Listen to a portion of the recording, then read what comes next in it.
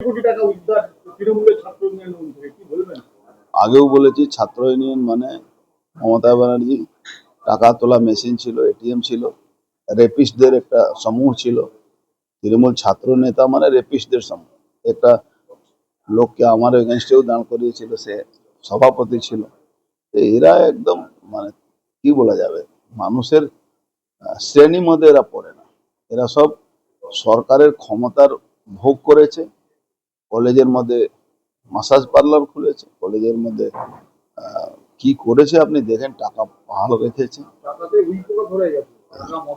টাকা, মদের বোতল, আর্মস, এমুনিশন সবই তো আছে।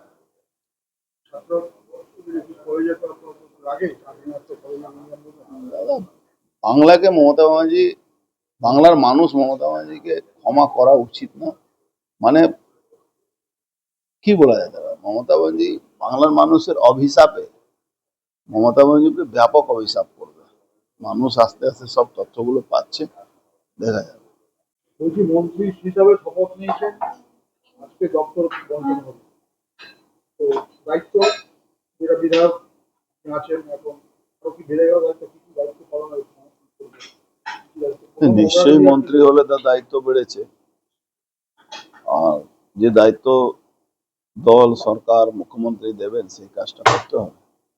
আগেও বলেছি, দল, গভর্নমেন্ট যে যে কাজ আমাকে দিয়ে করাবে সে কাজ আমরা করব।